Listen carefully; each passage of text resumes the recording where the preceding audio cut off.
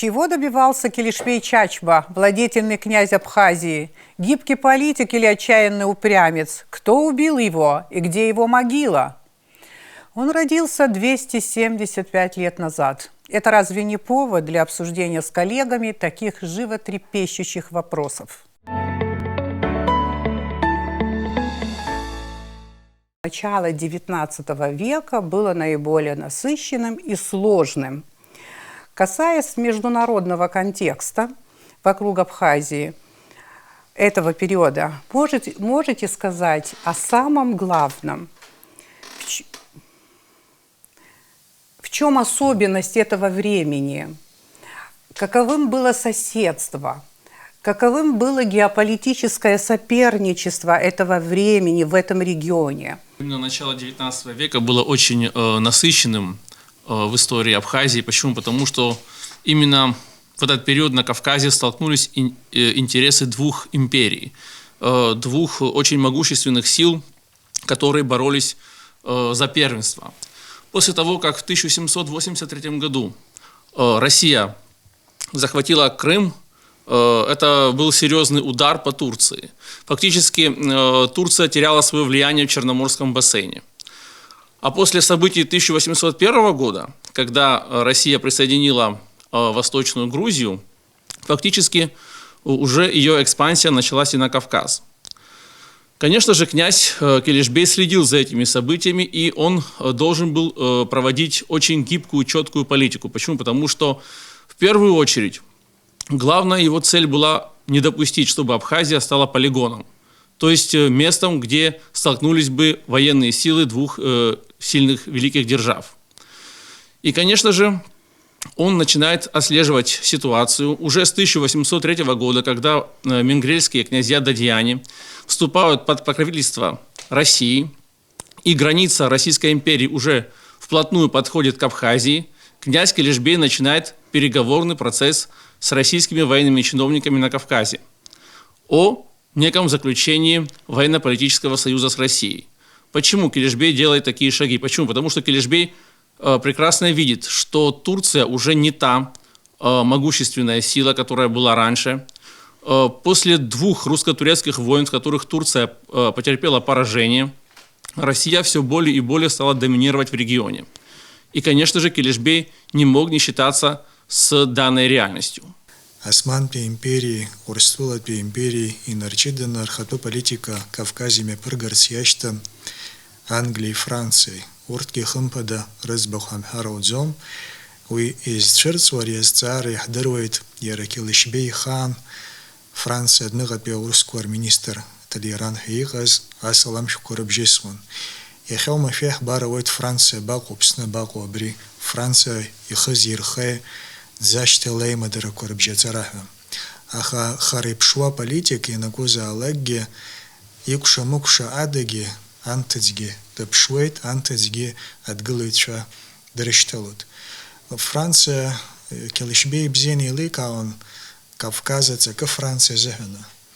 Ара имя посваз Франции фета геополитика хтосква хымпада Франция ахала нархуан из банзар Кавказ, Франция зехана и плацдарман, брагылара айгуа, анапачагара зехана. Уягана хала Килишбей кейбзени ликаун Франция хинанак дзоза цегге, скуяна год везеханоп, яра одного пиосквар министр Талиран ириас асалам шуква зарабжесвас. Рц харасиха лазабри азцара ханала чажу харай хара зегге. Хая харху макян архив осум таква рейхарак чахуб Труктола Стамбул, Макяна и Шахтоя Пшитица Адзам, Скуяна Гутаси Пшигу архивква Мачем Пейху Пера Францияге, Ойна Сапха Пиус Заракха Питицана, и Чурпшина из Банзар Килишбей Хара Скуяна Горопис Хомакяна Аурус Юрат Хасхарта Королопи Хара Дзагит Шахдыру. Хотелось бы несколько слов хотя бы сказать, отметить, каковым было соседство Абхазии в это время. Якшан шизлачага зара мади закатца топ апсны изгна и нартба на апсны айла зара инхоз аква Диаскури хахидзана нухуюк дайда француз ну бусханска Жан Антуан Хойш хотрижи да брижайгва урусчала уиша хола и напани кан срез лаздрочта усоп шалаз диаскури тия монета ко медальонку бризбетха медальон хахидзана وان زهرة شكلها بخزون عبران بي أيود دبشوازر أسد طلا ريلا زهرة أزبوي داري زايغونا إنفورماتيا ويد ناسا بيرا كوي حركة بري خرخرتا بيرا وبري عمو عبنا مدين كرتو بري حوجة هرادة ورتجينا بالاركيد ناس إزلاح دروالا Сербия таланты, нас даже талак ахсала кошек вдруглит, абриам тазухан абри, афбатви, абишбатви, абатви, ашуксква. И над разухана ахсала квапсна, и как зейну бобрачка, и убарапи об, ашха табал айцвами ква, ших аяха свами ква. Жахрада ай интерес дарадза изырказ, уртге араха и кылсва шокрак хайт. Убриам тазухан. Убри хобри об, езит уэла квета кушамукуша.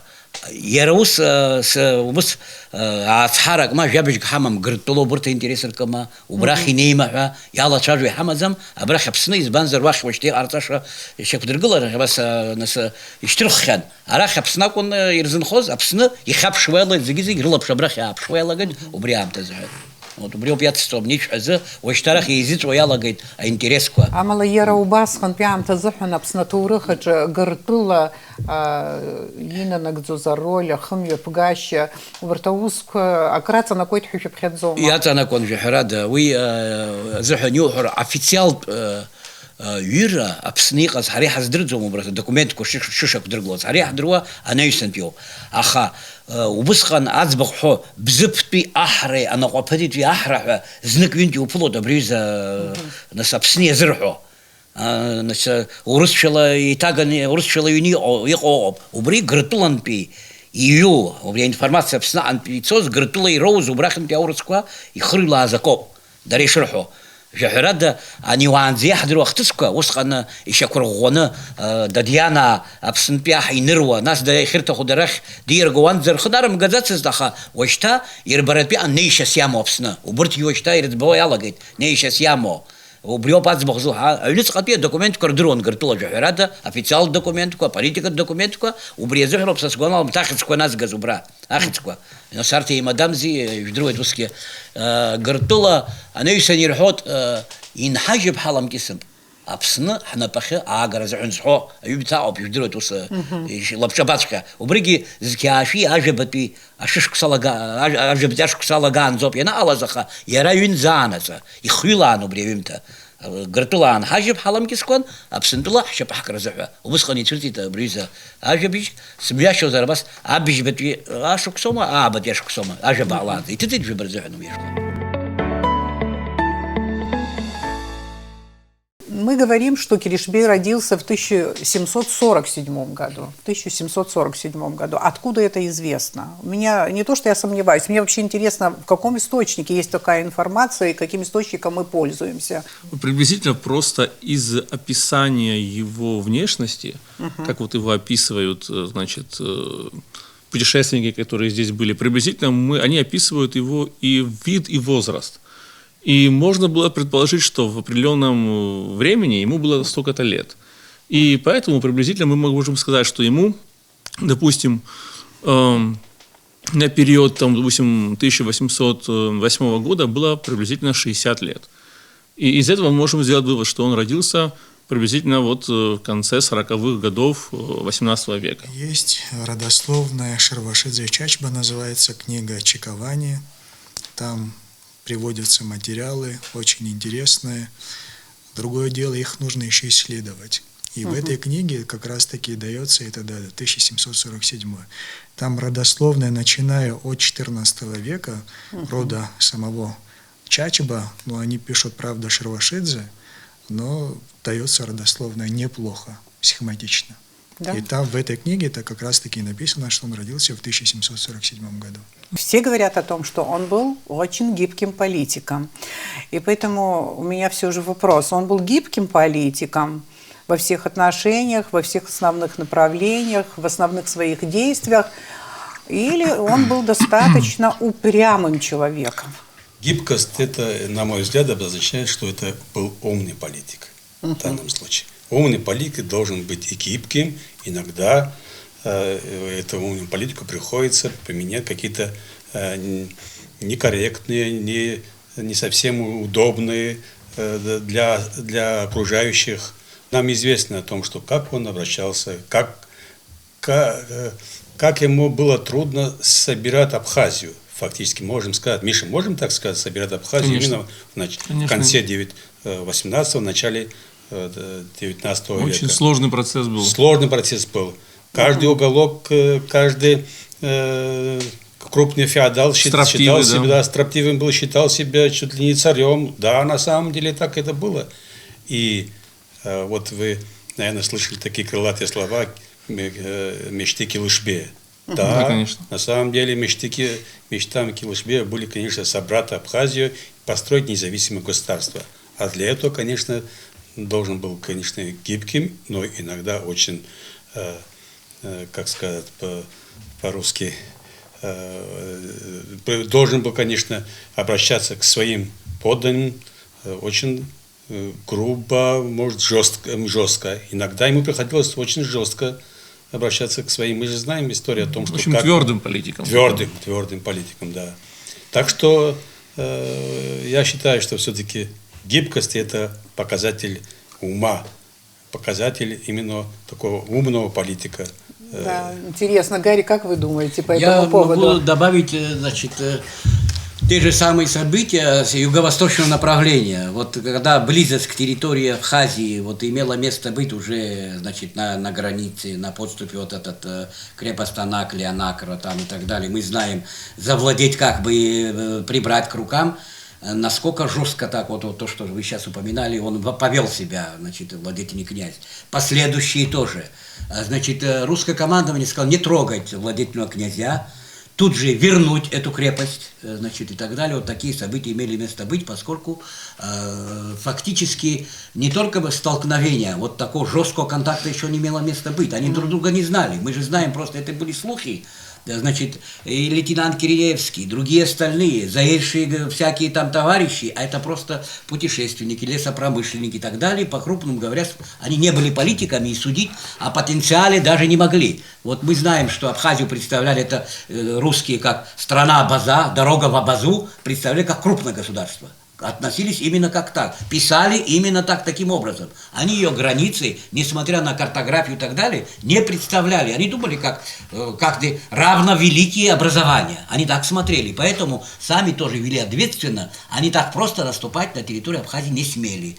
Очень долго они в Мигрели задерживались, они обсуждали там это и так далее. Много имело место быть. Дадьяне, значит, хотели оказать услугу, но этой услугой Россия не попользовалась вначале совершенно. Это потом, когда уже, скажем, ближе познакомились и так далее, это говорит о том, что все-таки это было непросто вести какие-то, скажем, будем говорить, антиабхазские действия, поскольку Мигрели хорошо знал Абхазию по родственным связям, знали потенциал, знали, что будут выставлены определенные силы, и, возможно, будет отпор. Так оно и получилось. Вот первые шаги мы знаем.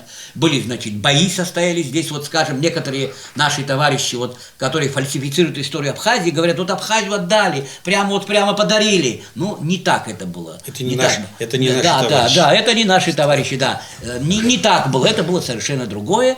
Это было противостояние равного с равным. Вот именно я так считаю. Все, что полагалось, значит, иметь, знать, применить для того, чтобы оказаться на чужой территории, здесь то же самое имело место быть. Вот никто никому так просто не уступил. Значит, есть документы достаточно ясные, что им предстояло все-таки. Потом это подтвердилось. Да, мы, значит, находимся на территории Абхазии, но мы ею не владеем. Русские это признали. Впоследствии мы знаем, что именно такая формулировка выражения имела место быть. С вашей точки зрения, все-таки он вот сугубо гибкий политик, или вот мне кажется, что его гибкость могла граничить с прямотой?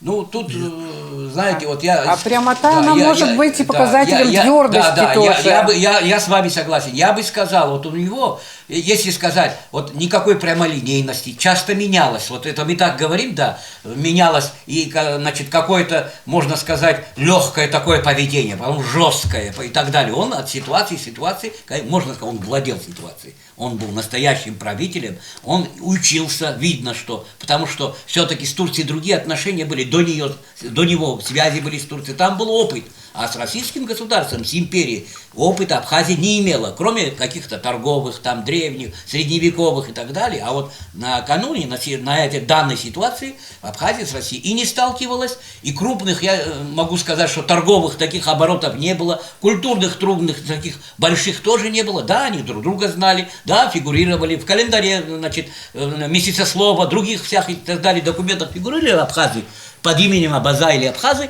но таких вот так, чтобы сказать, что контакт серьезный был, пока не имело места быть. Вот. Да, но ключевое слово, с моей точки зрения, прозвучало, учился. Вот это очень важно. Это имело место быть, видно было. Да, спасибо большое. Дальше Я давайте. бы, наверное, разделил на два направления его гибкость. Мне Да. кажется, во внешней политике он проявлял большую гибкость, нежели во внутренней политике. Ага. Ибо во внешней политике всегда приходится лавировать в зависимости от складывающейся ситуации. Это мы хорошо видим, когда возник вопрос с крепостью Анаклия. Как он себя повел, очень мудро. Когда от него потребовали, чтобы он вернул и заложника Ливана, хотя есть источники, которые прямо говорят о том, что сам Григорий его дал в качестве аманата. Да. Вот. Когда возник вопрос Анаклия, он сказал: Анаклия — это не моя крепость, это крепость Османской империи. Забирайте у нее. То есть он очень мудро поступил, лавируя между великими державами. Что касается внутренней политики, мне кажется, он большую жесткость проявлял. Прекрасно знаем, что в начале XIX века, да и в конце XVIII века, как он поступил с князьями. Вообще, мне неизвестен такой прецедент в нашей истории, чтобы прилюдно повесили людей. Это имело место при Килишбее. Вот. С неугодными, те, кто мешал государству, он находил механизмы, как с ними справляться. То есть в этом отношении ему приходилось проявлять жестокость в какой-то степени. Дело в том, что на протяжении 300 лет, как присутствие Османской империи на территории Абхазии, мы утратили, к сожалению, государственное мышление. То есть многие, допустим, дальцы, цабальцы, самурзаканцы, абжийцы, бзыбцы, каждый считал себя удельным князем. Это его вотчина, это его территория. А вот стратегически мыслить наперед, что нужно всем собраться, нужно бороться за независимость Абхазии. Но в тех условиях, наверное, это было сложно. Но это проблема, наверное, всех народов мира и государств. Да, это но проблема. именно Килишбей сумел пойти по этой тропе.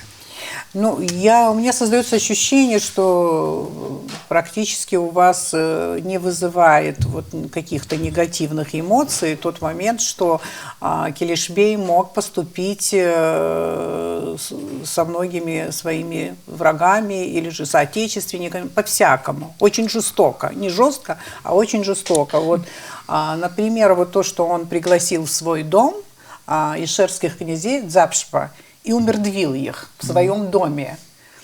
Как вы думаете, все-таки это была норма этого времени? Вообще... Это вписывалось в Апсура? Может быть, мы тут применим цель оправдывает средства. Можем вспомнить Макиавелли, а может нет. Но к сожалению, историю задним числом не сделаешь, как говорят, но вот вы сказали нормы Апсура. Еще один прецедент, то, о чем вы сказали, я не знаю такого прецедента, чтобы человек пригласил к себе домой и умертвил у себя дома. Это ни в какие абхазские этические нормы, хотя мы знаем и другие его действия. Наверное, это была крайняя мера. Мы знаем, что у него было 4 жены. И это тоже не случайно. Вот во внутренней политике он проявлял в какой-то степени, на мой взгляд, мудрость. Мудрость в чем заключалась? Мы знаем, что вначале Зураб женил его на княжне Дзапшба, да. Потом женился он на Маршане, ибо князья Маршаня, Дал и Цабал, они вообще считали, что не зависели ни от кого, ни от русских, ни от Османской империи, и не признавали власть владетеля, но заключив брачный союз, он заручился их поддержкой. И самая основная масса населения – это простые крестьяне. Вот иногда удивляются, как князь мог жениться на крестьянке, либо, да? Но он поступил очень мудро, не имея поддержку со стороны крестьян, он бы не смог осуществить свою мечту, ибо как минимум 80% составляли именно крестьяне. И вот тем самым психологически вы хучигичем зергихалапаха яра дахан дамстана хан хаюкан зихан наигит. То есть вот такие вот психологические моменты он, мне кажется, превосходно использовал. Ну, вы рисуете образ Килишбея очень расчетливого человека. А очень иначе не могло быть, чтобы, мне кажется, иначе не могло быть. Вы считаете его расчетливым? Я могу чуть-чуть добавить вот несколько из того факта. Мы знаем, вот историки знают, значит, прекрасно этот случай. Ну, последующее время это Запшипа, их взаимоотношения с владетелями князьями, значит, Запшипа, я имею в виду Ишерские. Ну, да. Когда ситуация осложнилась, значит, мы помним поздний этот случай, но оно могло повториться и тогда, потому что это все-таки беда приближается на границе, тут и расчетливо действует, и осторожность, и опередить некоторые ситуации. Вот, дело в том, что Запшиповцы, когда владетельного князя отправили, они тут же престол занимали, вернее, пытались ее занять, этот случай хорошо известный. Претензия на то, чтобы занять престол, даже чуть было не появилась генеалогия Шервашидзе, которая якобы Запшиповцы. Почему? Потому что это тут же составлялось и так далее. И когда уже владетельный князь вернулся, конечно, он примерно наказал, оттеснил и так далее. Появилась фамилия князей Чхотова, мы знаем, что они очень, значит, на всей территории не распространены. Вот это ишерские Чхоту, это те, которые потом землю отдают Семецкому. Чтобы сделать его гражданином, нужно было где-то, куда-то, как-то его прописать, как бы условно говоря. Вот это, не имея, он бы ничего не сделал бы. Не появился бы здесь, значит, приехав тем более из России и так далее. Вот Запшиповцы претензию свою проявили. Это мы должны говорить с учетом не просто отживающего феодализма. Дело в том, что это все-таки установление капиталистического строя и так далее не имело места быть. Феодальная раздробленность после своего пика расцвета когда-то уже отошла. Это время княжеств, ну, удельных не назовешь все и так далее. Это небольшие области Абхазии, они не все не были удельными. Не были удельными, это, значит, во-первых, центральная власть не контролировала, отчетности не было, соподчинения не было и так далее. Эти были сообщества, княжеств и так далее. Также Дал-Цабал, вот, даже, вот, так скажем, братья владетельного князья, удельные князья, Абжуйские и так далее, так просто так невозможно было с ними так говорить, подчинить и так далее. Только через родственные связи, через эти собрания, через, значит, мнение избранных князей, только владетельный князь мог с ним поговорить. Такое было даже позже, сохранялась ситуация. Естественно, Запшиповцы, вот этот случай, что, значит, вы сейчас объяснили, говорит о том, что, конечно, это ужасный, да, случай, но были наверняка какие-то моменты, которые мы не знаем. Так простой поступок Килишбей не совершил бы, ясное дело. Тот случай, мы знаем, их претензии на право владетельного князя Запшиповцев. Этот случай достоверный, он имел место, когда он вернулся, уже все встало на свои места. Они были наказаны, оттеснены, это хорошо известно. Екатерина, вы задали вопрос, был ли он расчетливый? Конечно. Конечно. То, что вот Джамбул, уважаемый, говорил о том, что он женился на Лейбе, это расчет, конечно.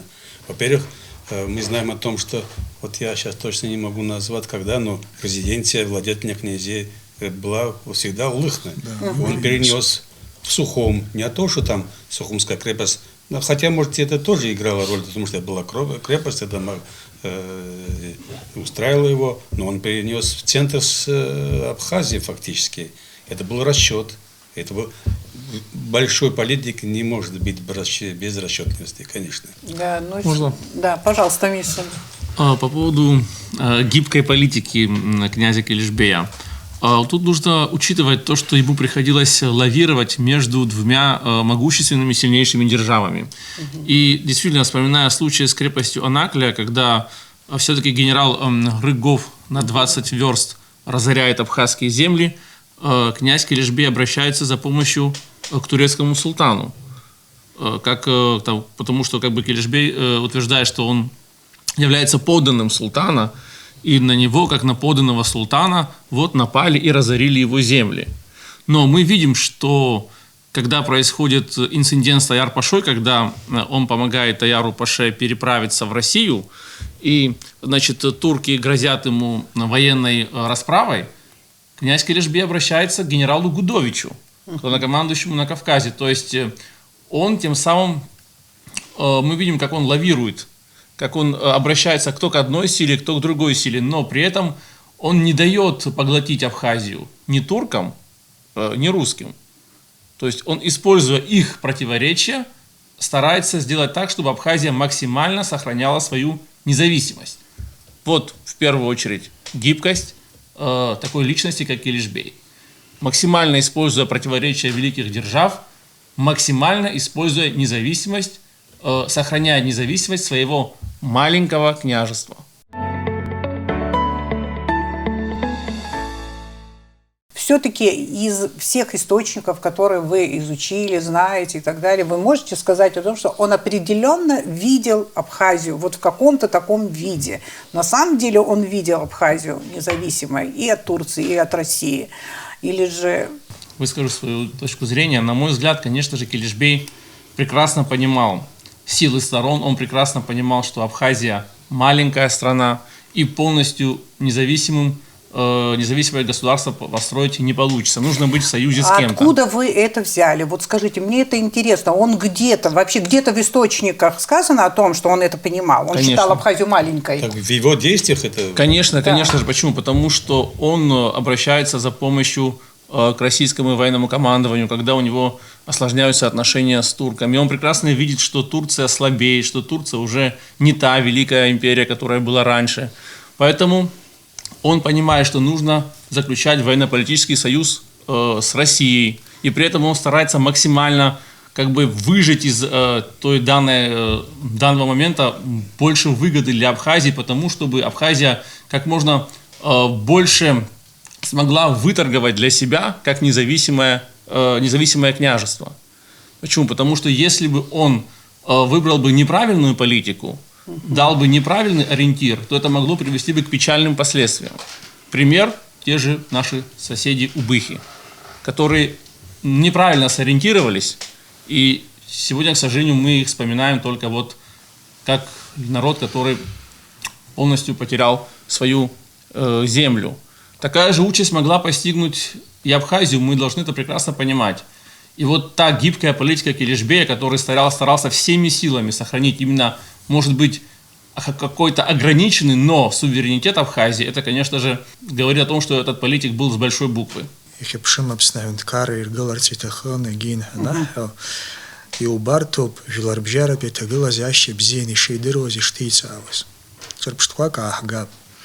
Овранзе Михаил Хет, Урстула Яхад Хапш Водала Гетуахи Ги, Труктуламшра Псичхать Осибон Аха.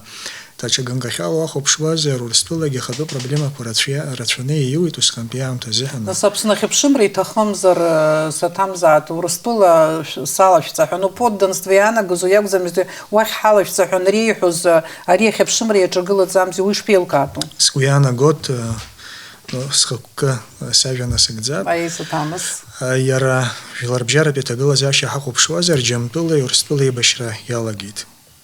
Уехархар там Рагыл Рахгозер. Франция и Башра Шазека Царейчан. Уибзини и Бон и Лика он Килишбей. Абри Шнапаца Хасхалар Стахуп и Гюб. Уа Яхтны Хамзер Гюиза подтекст Юхуп Аха. Яра Вахоп Шитшхозер. Скуяна год. Уи Абри Тара Рхами Пкаша Дахоп Шарцак Унитахас. Апсна стратегия Гана Хала, Урстула Зехана Зака, Труктула Аста Аурусферзиха стратегия Псакаму, Мамзарги, Атурксферзиха Ниха стратегия Псакаму. И Ха أبريام شريباك أبان رحمحو ويبزيني ليكاون ويخجي خبشم حنتكر عطرت بزيني درون شتورس تجيبزين يلي كارسي دخما خمبدا إزبانزر يشجعك زقيتيز كافي خباشك سزراب خير زوس سيبيت رخم يبقاش داخو بشيت ياكو شرم تيتوسقن إز كافي خباشك سزايبت بيشخوي بيت أخوس قنا يرح ياورست أي بشرك ويرلق خان وجرانزي شس هذا يبش ويجي ورتكي قرار قدزومست ويبزين يحبود إزبانزر ويا شخوتشا كعادة политик ويوس политик شخوسي غيتو دا كعادة كنيسو دخا أكاد ينو تلاقاشوي دخم يبقاشش ينيلا كي خشم يبيجوز يحمبي بوت واكولا ورومانا وحد قلا نرح يقيتي تردم قلادي أبري خبشم رناح وسكويانا قوتي حارت زاقيا بسنة خبشم كويشك قلت هزكيا فيف باشو بسينرقنا يراد رشانزا ويجي سارس السرناقو إزبانزر سكيا فيف باشو بسازا أترك سلطان جديد شخازيت أني تيار باشوس حوت أبسوا ويسا ستيدي كليت يسا ستيزيتا زومز وي أبسوا يتاس ياتنك زومز تاخا أبسوا يتاس يلقاب وياتنك زومخا أحنتكار ورقلوزر وسا سكيا هاتر حركوبخا زيغراب خيزير قلنا استراتيجيا وزخوتسويت ويوس زيقيتز شتا ماجكي حيمش داك كوغو داлагахен арайхи хамхазет да чегге на экономика тагыла зашеп снизив шраз ханежиже бабзарбзан зукыла зах баргылара хаупс хахнт карт фирл шазомустус канпиам таже зехна килишбейр гылана атрук султан хамтас етет хус юрат хасхарта парчи хадырвит визиqayte а султан ахбаку има замзи иман ахабриим чрир барца зехна وشتانس إشاكم تيماتش верти шитах тшко ибзение обшитский афиф башек сезехана أبري كيلشبي خش فش галера иман يروحوا информация خنو خسخرت جدروما يخو يرد خسخرت كوا زيفت فيش بسالا гамта яцена кует керк дизария Москва архив квартиры пшаз и тыжу пера хтомкна убрака яну по информации вы еха адзиес кумстам шинеха лакум ква итиге арахи аскенялу нас зерштрам раташараха чапсахит убрета пача ялахос Керневский ёб ивла акхасмых ваза яраqa бехрагварта плани нарт баны дала чави тицайт ай وي أروين وي خاطر دماديت أروس يجوا وي رغبك زقيمة زراب زربزان كزقاه كل زبريقان زي انترحساني تيتسا يتاقوا بخرغوارتا وما فيه براتو بريحوت حتى يتهيت بريغبك وخقرتو زتبت أغبدوك وأرقات زرت شاشة زوبارتن وي ناس دокумент لي يحضرويت وي أحاو غنبيا أهم газет документ لي يدروا факту Ну, Джамбул, хымпада, да, кратце мы вот ви, аха, хас хусроб ви наххон, ви скриневска хазжу, хакусима знаски бризихо. Вы да пшухуен, вы пшухуен, хымпада, вы устный экзон, аха, егиусак зерга хымпада, шиф, фыш, фыш, зам зозерги, вы анагу ё, абриам тазан, килышбей, Тарадзе, Амчизбаз, Имчрауган. Абриер Иуцит, Тунхаца Чача, Батыми, Поти, Комендантса, Суди Рыхалареке, Ябан Заид Халу, Яракелсбей. Симаферный Хамладзет, Уятрок Чвиц Храун Хампада. Атрок Чап Хамчреданахагылаз, Атрок Чверам Шрихи Ирхон, Уртрым Чало, Пуртки Шахаиргылаз. Аханас тана хданарчагыла хампадо штехатпа политиками пигун. Абри рец хараси удашаге хавшукса абри атрукча брабсны аны канапс варша парзицим хватагыла зашус документ кирхадзом. Ирхо хошукса жашукса ревницка. Игана не собственно нижний цонар хатпа политика ус хваджет шарыштон дашшокарыштон ахактроси чемха. كيلشبي يغن زحنيان زحقول هرشة بخت سكرتك وجافت في بيش تفيش بسك ويزحو أبس وأغبك ودرقلون فيك ويفيك خفيك أزقواز يخد بي سمسون ترابزون أخي قطب كرشي ياكلون Атурк Султан Шафирман Хюзишто, Акуцара Рыдер Каларакуна, Бабсе, Бремшины, Кучук, Фихчаху.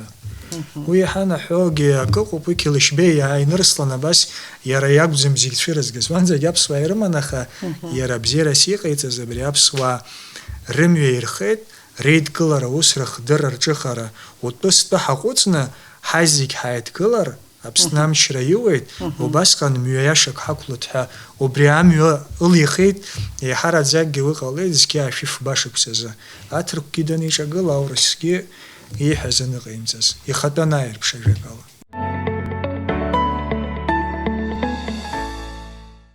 О нем вот в Сухумской крепости, что нам известно, что можно интересного вот в источниках, что у нас самое есть? печальное, что известно, что он был убит там.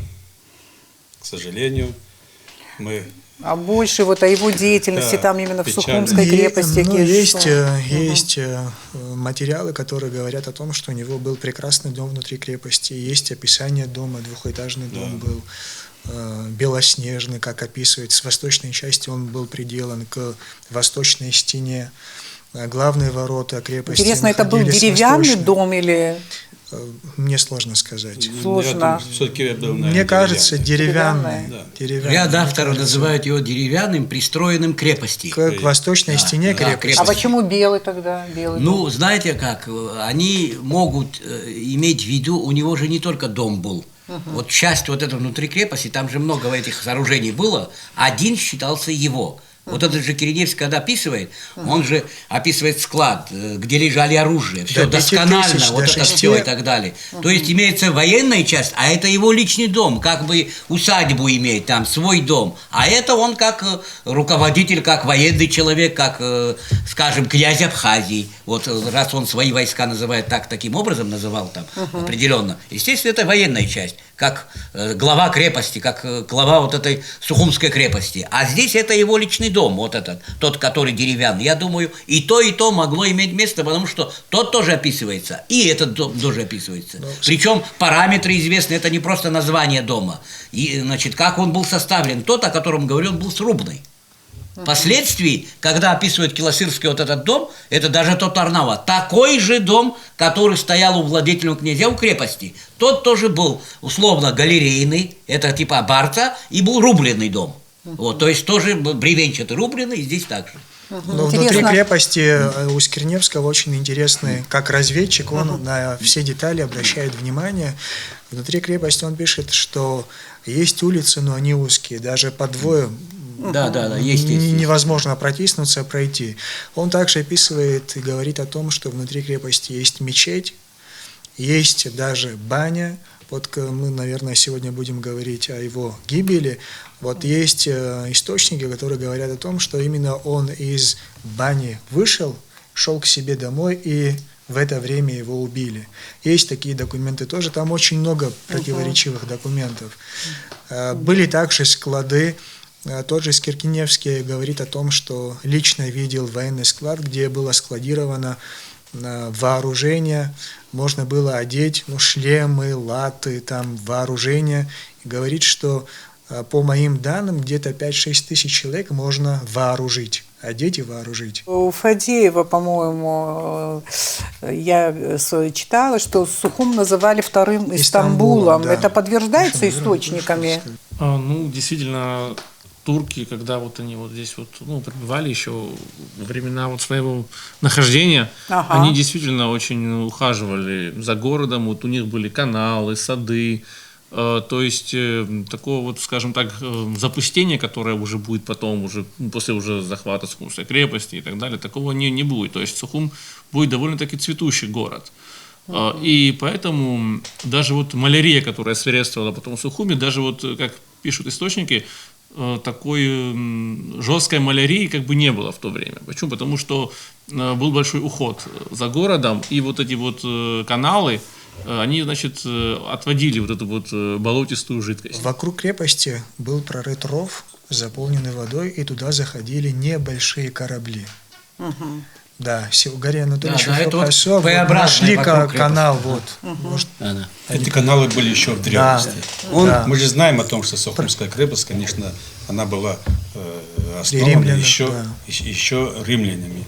там при археологических раскопках найдены остатки фундамента. Вот фундаменты Римской крепости. Нынешняя крепость, которая была построена по некоторым источникам, строительство было закончено в 1724 году. Она построена на фундаменте старой римской крепости. Теперь это уже Сухум-Кале. Тут уже Сухум-Кале. Да, Вместе с Сухум-Кале, Себастополем появляется Сухум-Кале. Ну да. А территория Сухумской крепости это очень интересно в археологическом плане. Там найдены слои различных эпох, начиная с ранней античной эпохи и заканчивая вот именно концом 19 века. Там сохранилась крепость, там сохранилось здание. Вот Джембул сейчас говорил о каких-то складах. Там сохранился фундамент. Не фундамент, сохранилась постройка, как возможно, конца 19 века, пороховой погреб.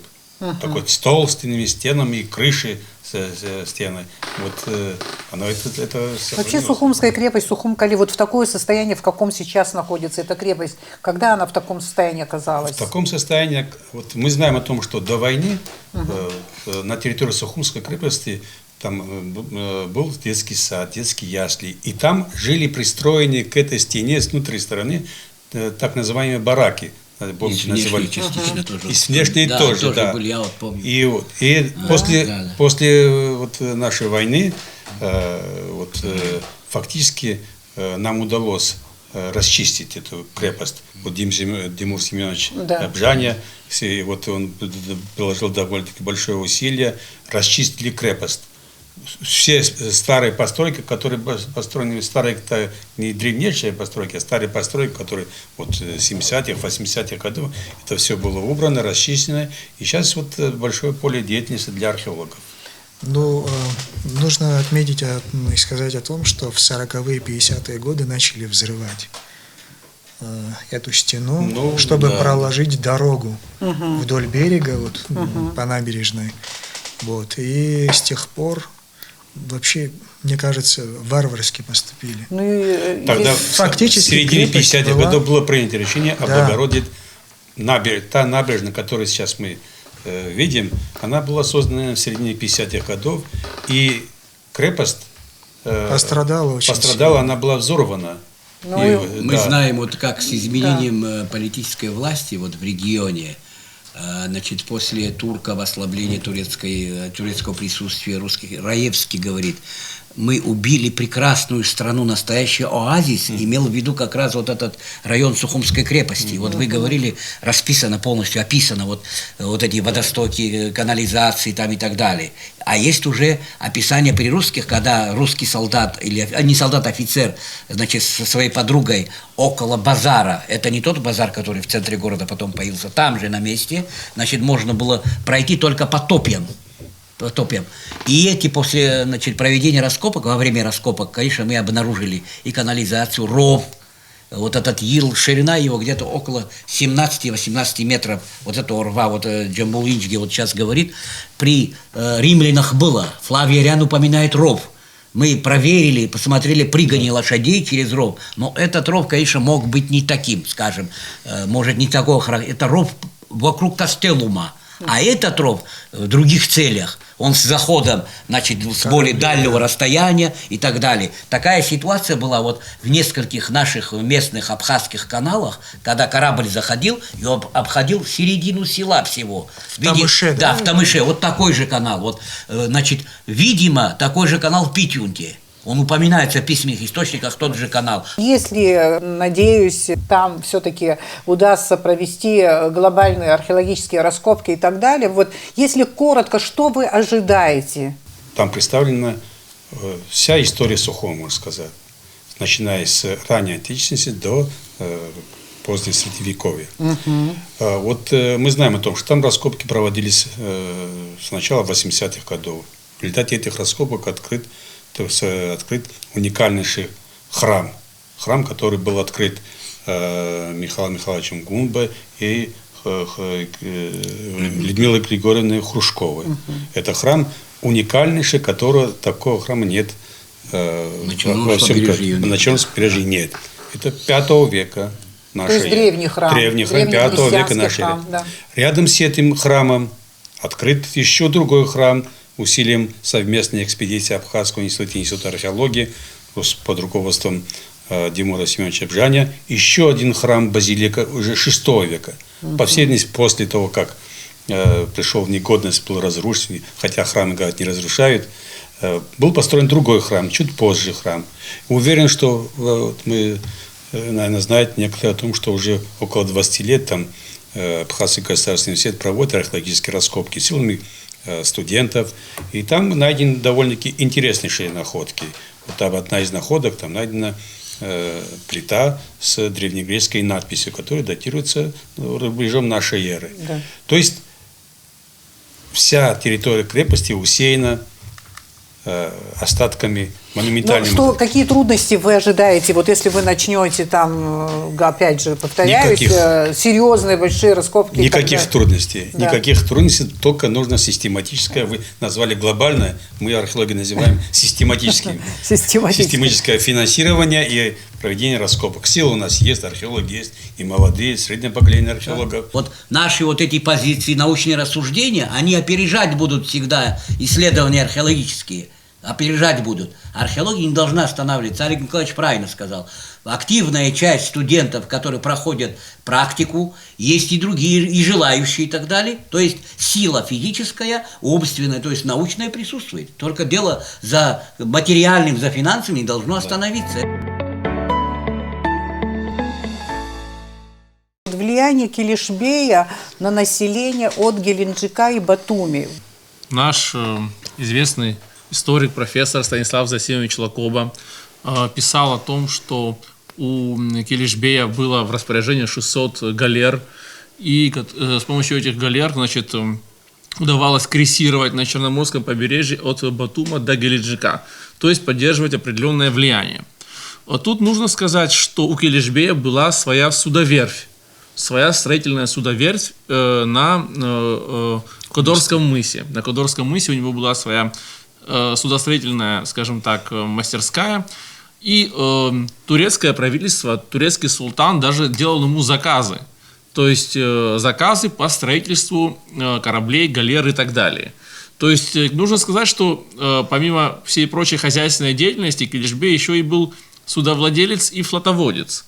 И благодаря этому флоту, который у него действительно был довольно-таки немаленький, он действительно поддерживал определенные связи с самыми отдаленными уголками Кавказского побережья, Черного моря.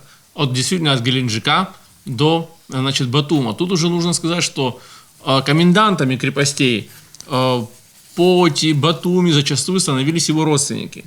То есть это говорит о том, что фамилия Чачба имела очень большое влияние в регионе. Даже не то, что в Абхазии, а даже за пределами Абхазии. Нелюбимого сына Асланбея Килишбей сразу лишил наследства. Где об этом сказано? И на самом деле, ну как значит сразу? Когда он его лишил наследства? Есть ли источник, который говорит об этом? Ну, наш основополагающий источник, на который мы ссылаемся, это акты Кавказской археографической комиссии. Ну, также есть еще и иные источники, есть турецкие источники, есть записки путешественников, которые, значит, здесь были на тот период, миссионеров, которые здесь были на тот период. Что касаемо его взаимоотношений с Асланбеем. Его взаимоотношения с Асланбеем, конечно же, носили разный характер. Ну, тут нужно вспомнить то, что все-таки Асланбей по матери был из рода Дзябшева. С дзябшевцами у Килишбея были сложные отношения.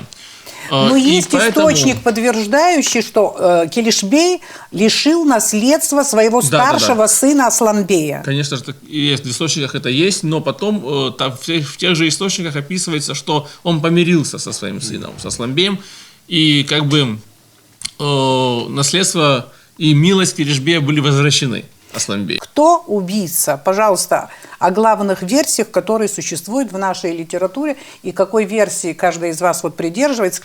Ну, аквебана гора кара холодрешит, уйзебана гора кигу. Айбетебана гора. Уябана гора хыцхарто повернуме, мзарги альфилар шанирхома. Подое хыцхарто поверну, и харат зеги чезник аналогу здесь свет, ауру свират хыцхарто короп изну. иҳараӡакгьы. Аибатә агәаанагара излаҳәо ашәақьқәа рылаԥшьынтә иеихсит. Убригьы азмырхакәа ахԥатәи агәаанагара излаҳәо ала Асланбеи ихаҭа дааихагылан, иаҳәа ааҭыганы, иаб деихырӷӷаны дышьҭеиҵеит ҳәа уҩыза аурыс ҩыратә хыҵхырҭақәа роуп изҳәо. Ҳахәаԥшуазар Қьелышьбеи ишьра изҭахыдаз, иашьҭадаз ҳәа, еиҳа азҵаара аҭак аҟаҵара мариазар ҟалап, изҭахымыдаз ишьра ҳәа. Ҳахәаԥшуазар жәларбжьаратәи аҭагылазаашьеи Аԥсны аҩныҵҟатәи аҭагылазаашьеи. Ҳахәаԥшып Ҭырқәтәыла, Османтәи империа. Сқьаашәыфба иаахтны асулҭан деиҿагылеит, имчра даҿагылеит. Ҩажәы хәбанызқьҩык Аҟәа Ԥшына аԥшаҳәаҿы иааиргылан, хыӷбакы аҭырқә иӷба иаауаз, ари анырба ихынҳәны ицеит, аха уи аанагаӡомызт аҭырқәцәа шәеит ҳәа. Хымԥада урҭ рус нарыгӡон аԥхьаҟа. Аха абарҭ аҩышықәса ирылагӡаны Қьелышьбеи имҩаԥигаз аполитика аӡәгьы иҭахӡамызт, адәныҟагьы. Аҭырқәцәагьы ирҭахымызт, аурысцәагьы ирҭахымызт, еиҳараӡакгьы Гыртәыла ирҭахымызт. Нина Дадиани лхатәы политика мҩаԥылгеит. Хганк ара иҟалеит. Иҟоуп Аԥсны аҩныҵҟагьы ҳхаҳмыршҭып. Аԥсны аҩныҵҟагьы Қьелышьбеи аӷацәа имаҷымкәа иман. Уи зны-зынла аҭоурых аҿы абас хырҩан азаҳҭо ыҟоуп, аха ашьоура аӡәгьы иаҟәимхӡеит. Аԥсуаа рҿы уигьы ыҟан. Аԥсуаа раҳ Қьелышь ишьра иҷкәын иԥа Асланбеи далахәын ҳәа шәыԥхьаӡома? Сара уи зҳәо аурыс ҩыратә хыҵхырҭақәа роуп. Иаахтны сара исызҳәаӡом, иахьа Асланбеи дишьит ҳәа уи аҭҵаара аҭахуп. Сара аханатә ҳаналагоз исҳәеит, рыцҳарас иҟалаз иахьа абри ааҳҳәо зегьы ҳзырҳәо аурыс ҩыратә хыҵхырҭақәа роуп, еиҳараӡакгьы.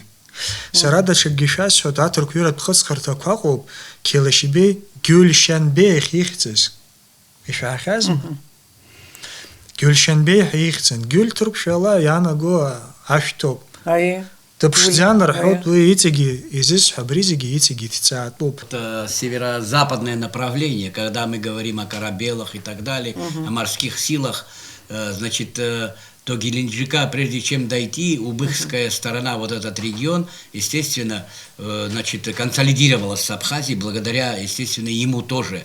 Вот, насколько я знаю, вот в источниках вот конца 18-го, начала 19-го говорят, что и убыхи, по примеру абхазов, стали активничать в морских своих предприятиях. Это вот это время как раз. Вот. Некоторые, которые авторы приводят, значит, плавсредства и упоминают название абхазского корабля Убыхов. То есть мы не обязательно всегда должны говорить в древности, в древнейшее. В это время тоже было активно. Более того, значит, район Геленджика прямо выводила, естественно, после Убыхов политическая единица. Это уже шапсукская сторона, вот эта сторона, вот это и так далее.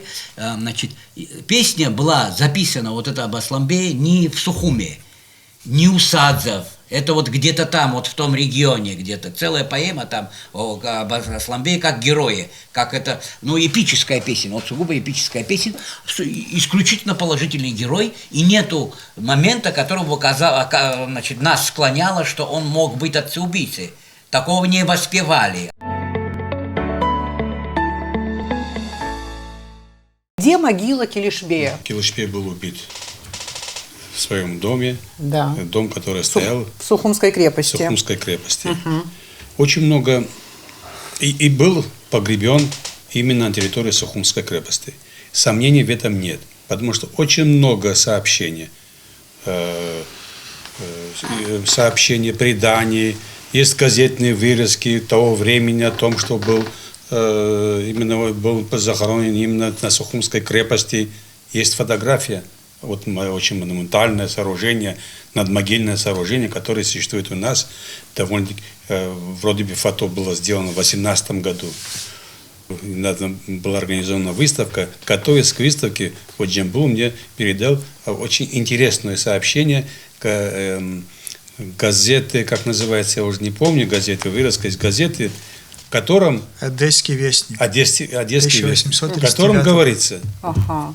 В 1839 году, в котором сообщается о том, что сын Килышбея, Гасанбей, стоял у могилы. У могилы могила, которая была совершена, то есть около небольшой часовной. Церкви. Церкви часовной. Есть карта, старая карта, в котором мы уверенно говорим о том, что там изображена вот, знаком, Крестиком, крестом именно нахождение этой часовни, этой церквушки. И по всей видимости, это могильное сооружение было разрушено в 1938 году. Оно было разрушено, по всей видимости, это, вы понимаете, какие годы, 30-е, самые годы, 30-е годы 20-го столетия. И, в принципе, мы можем сказать, для того, чтобы найти могилу Килишбея, необходимо произвести довольно-таки работу, большую работу. Фактически это надо произвести... надо произвести раскопки в Сухумской крепости. Раскопки в Сухумской крепости, примерно мы знаем, это где-то на площади 200 квадратных метров. Произвести, как мы подобает, раскопки, и вполне возможно, мы найдем остатки этого могильного сооружения. Одесский вестник, сама статья называется «Сугум-Кале». Посреди крепости стоит деревянная церковь, а за ней возвышается дерево, которое было посажено отцом Гасанбея, Килишбеем самим, для своего сына Баталбея. Оно приносит прекрасные груши. Вправо от церкви сохранилась могила отца Гасанбея, сложенная из простых камней. قال حضرويت جهرد بشخركوا عارف نصرين نونك ذاتي وزنجوا كاكوزام إذا حاجة هو كاخويت وشتاها يزمخ تحكم أبسنا يخجوز عندكار أبصحة أبصنا حس كاس يعني جوا أنخ يحوا بريارة جبابنا بريارة ناس أترخ ساشة أي حبسين ركنا جالس أبشخركم يبدو بيحضر وحيوا ماري أبسنا نوكا بجرا منيقو يزق نمتري أسي زنخري وزي شبالة وزي نمخرو يستعطو أريباح نكلا كيجتاقوا أشغوت وزيوزي ينقزتوه كوب أجلس أتروح تاسو يجبود خصلا بس يدكلنا زي يترشنا يروحوا شاي وريرا خطاتم تعزقنا وزي نمخرو جهرد الله بشار تروب يشقناقو شبزورالو بريخيش شكا زي بس بريجر حرب حسبيانا قول واي شبالو ري وسي نوجر على الزوم أدريغويانا غارويت أبري كيلشبي زختركي يخاها أسكويانا قد حرا تورخة جا نسبني حامو بجربشتكو حامو اليون حوت عيبت بيعكت بيحوت وياخس أبسحات في رزبخ وحوتخا أتسوختون بيبريجا أبجارة فيشو بساكوان تحت ساوا أنا يساجت سام تخانيس و زيغراب خيز زيز بختفرز وكيلشبي يوب كيلشبي دزدخمز عند كارتشا رتشام أخا زيغيكوب يرايلش دبريخا بسنخي بشم رحمو بحمحو وبري آمت شو ديوزجي يرايلش دبري أبسو يفلار وبري آمي خرخر خرا يتسبيامش حنزخاب شو أباس يبشيخو فرخات شحام زاروب يتساقلو بيباركو يتسازا عزاشا وياك يبخز أبري أبسو عفرف تورخ حكا جيقا زامحو يخا حخينا بشا أبشو يحبوت تورخ يشازنقو إنفورماتيونا وينا زيختوцо وبريغانا خيالا كيلشبي خطرا يرى يبسبي حزم بشارجي يحضروا تزيفتو فيشو بسازاجل الروبا باري لبسانا يحتكون أبشرات نيزرقلس شتك خيش توصش أتبزق حمزري دزحر زري بريزة خطرة دشحمو ستامز دشجة عند كارك أسيبش درمز دي خدار نبدأ كورجلان زنزات حرار جزون سكويانا قد حرا شربشتك أحسب بالوب يخطرجيخا Время, 1 час для такого обсуждения абсолютно недостаточно, поэтому сейчас у историков, которые являются в данном случае, скажем, нашими зрителями, к нам, наверное, возникает очень много вопросов, но надеюсь, что они нас поймут, все вопросы охватить и глубоко, конечно, сегодня рассмотреть мы не могли. Кто убийца Килишбея? Мотивы убийства незаурядного правителя Абхазии, влияние которого выходило далеко за пределы нашей страны. Вопросы остались. Поле для работы у историков обширное. На сегодня одно бесспорно. Килишбей пытался защитить интересы своего государства, преодолевая огромные трудности, внутренние и внешние. Сильный и твердый характером, активный участник политических процессов в регионе, он мешал, явно мешал. И жизнь его была загадкой, и смерть тоже.